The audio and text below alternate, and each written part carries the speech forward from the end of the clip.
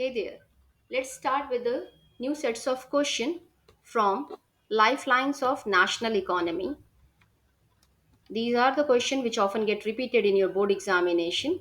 So our first question is, how has world become global village, right?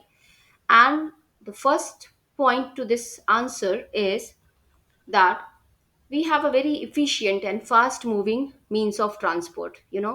Whether you want to reach in any part of globe or any corner of earth, you will reach there by day or two. Second point here we have that trade is not possible without the availability of good transport and communication. Let's understand this with the help of example. Like we have two traders, one from Kashmir and one from Kerala. The trader from Kashmir wants to buy two trucks of cardamom from Kerala, right? So the trader from Kashmir will communicate with the trader of Kerala, and then they will decide about the transport.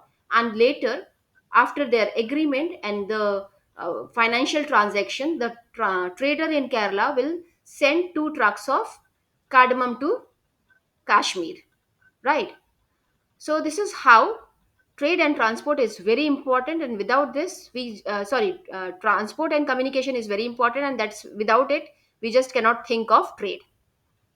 Now we all know that movement of goods and services across earth is done by three means of transport, that is land, water and air, which is well developed across earth, right?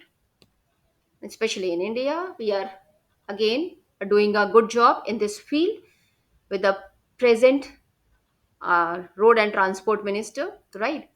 Now look at this. Mention three. Second question. Mention three features of waterways in India. So first thing is its cheapest means of transport. We all know that.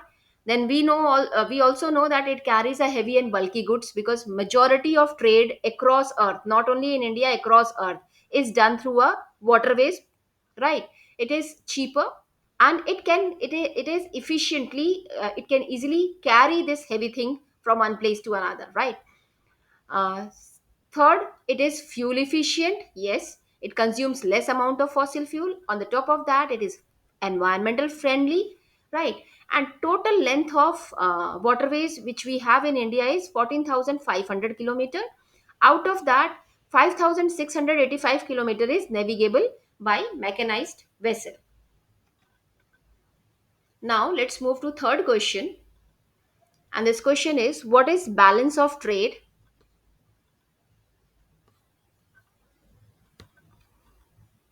And answer is, the difference between import and export is a balance of trade, right? And we says that trade is balanced when export and import are of same amount. But that is very hypothetical one. Either it has to be it is generally a favorable one or the negative one.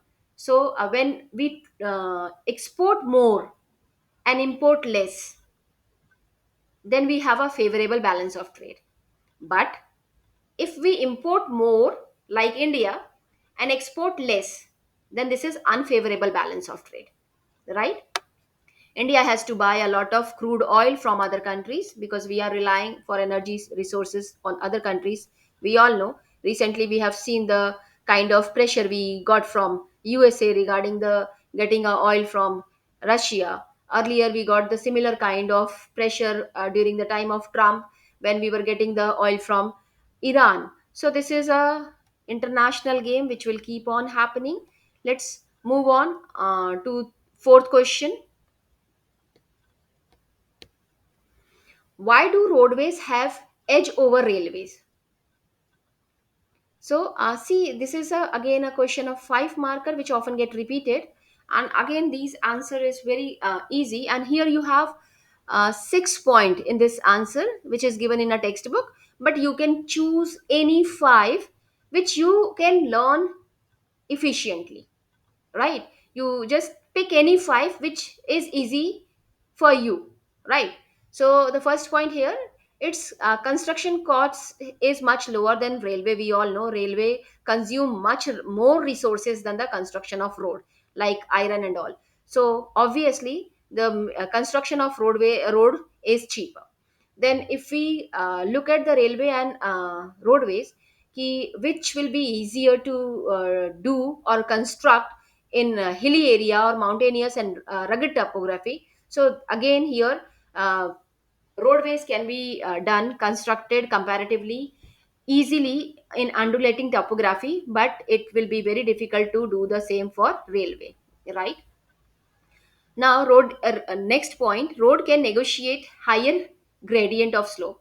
If any hill is very steep, or the top of mountain is quite steep, right?